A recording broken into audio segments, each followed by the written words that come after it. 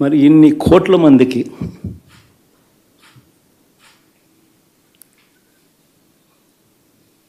పేదవాడికి తోడుగా ఉంటూ ఆటో డ్రైవర్లు నడుపుకుంటా ఉన్నవాళ్ళు ఆటోలు దోలుకుంటూ టాక్సీలు దోలుకుంటూ ఇబ్బంది పడకూడదని వారికి అండగా ఉంటూ ఓ వాహనమిత్ర, నేతన్నలకు అండగా ఉంటూ ఓ నేతన్న నేస్తం, మత్స్యకారులకు తోడుగా ఉంటూ మత్స్యకార భరోసా, ఫుట్పాత్ మీద చిన్న చిన్న ఇడ్లీ షాపులు పెట్టుకొని నడుపుకుంటూ, చిన్న చిన్న బంకులు పెట్టుకొని నడుపుకుంటూ, చిన్న చిన్న వ్యాపారాలు చేసుకుంటా ఉన్న వీళ్లకు, నా అక్క చెల్లెమ్మలకు, నా అన్నదమ్మలకు మంచి జరగాలని ఆరాటపడుతూ వాళ్ళకు ఒక తోడు, నా రజకులకు, నా నాయి బ్రాహ్మణులకు, నా టైలర్లకు అని అండగా ఉంటూ వారికి ఒక చేదోడు. మరి ఇన్ని లక్షల మందికి ఇంత మంచి చేసి,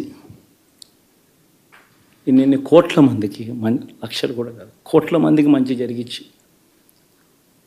ఎప్పుడు జరగని విధంగా మేనిఫెస్టో అంటే ఒక చెత్తబుట్టలో పడేసే డాక్యుమెంట్ కాదు.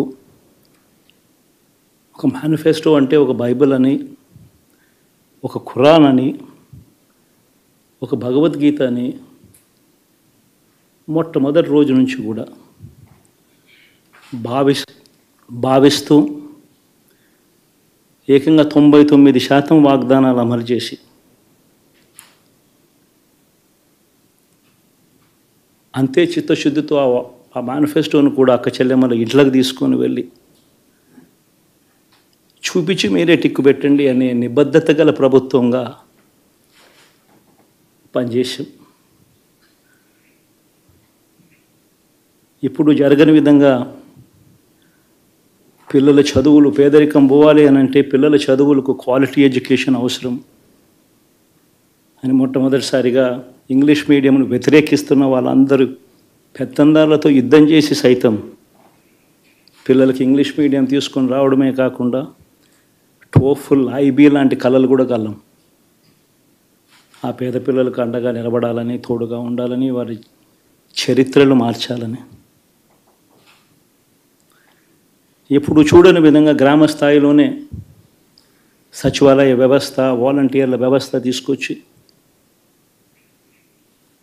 ప్రతి ఇంటికి సేవను అందించే కార్యక్రమం చేశాం.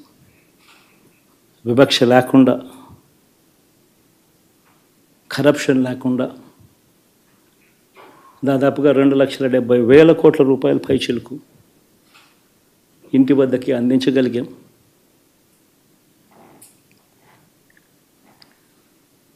ఇప్పుడు చూడని మార్పులు తీసుకురావడమే కాకుండా ఒక చదువుల రంగం అయితేనేమి, ఒక విద్యారంగం, ఒక వ్యవసాయ రంగం అయితేనేమి, ఒక వైద్య రంగం అయితేనేమి,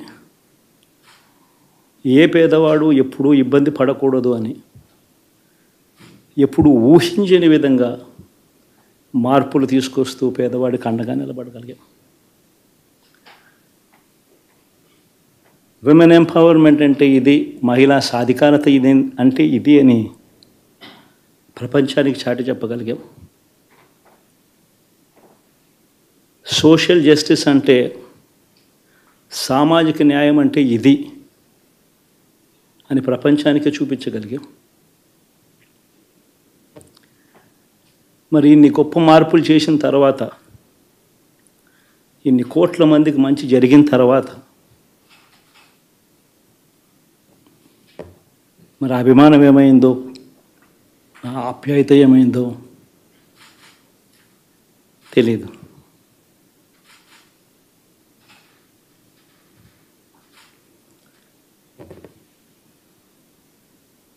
ఎవరో మోసం చేశారో, ఎవరో అన్యాయం చేశారు అని చెప్పి అనొచ్చు, కానీ ఆధారాలు లేవు.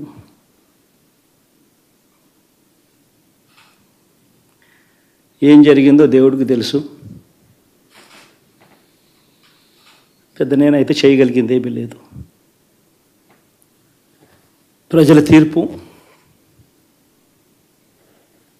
తీసుకుంటాం. కానీ మంచి చేయడానికి మాత్రం ప్రజలకు తోడుగా ఖచ్చితంగా ఉంటాం. వాయిస్ ఆఫ్ ది వాయిస్లెస్ కింద ఈ పార్టీ తాను చేయాల్సిన పని తప్పకుండా చేస్తుంది.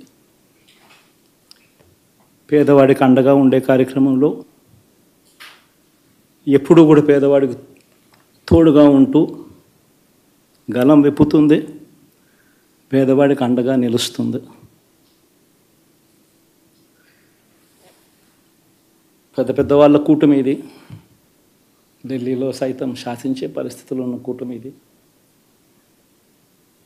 ఆ కూటమిలో ఉన్న బీజేపీకి, ఆ కూటమిలో ఉన్న చంద్రబాబు గారికి, ఆ కూటమిలో ఉన్న పవన్ కళ్యాణ్ గారికి అందరికీ కూడా వాళ్ళ గొప్ప విజయానికి అభినందనలు.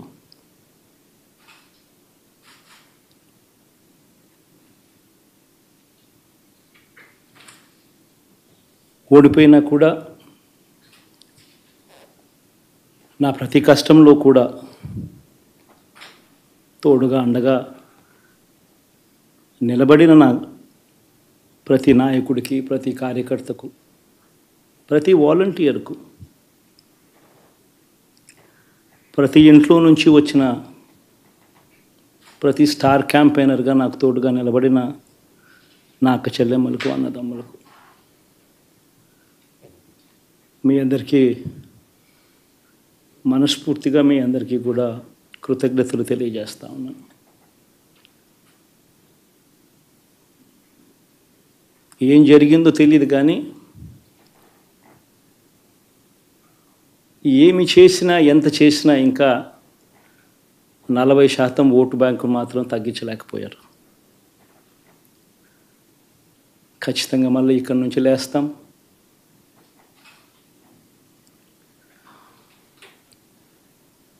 మళ్ళీ ఇక్కడి నుంచి గుండె ధైర్యంతో నిలబడి మళ్ళీ లేస్తాం.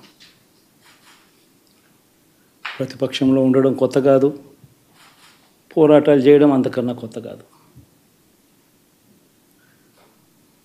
నా రాజకీయ జీవితం అంతా కూడా ప్రతిపక్షంలోనే గడిపా, ఈ 5 సంవత్సరాలు తప్ప. పోరాటాలే చేశా. రాజకీయ జీవితంలో ఎవడు చూడని కష్టాలు కూడా అనుభవించా.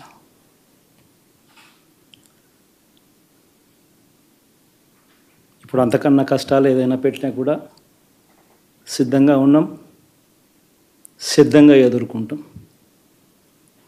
ఆల్ ది వెరీ బెస్ట్ గవర్నమెంట్లోకి వచ్చిన వాళ్ళకు. Thank you.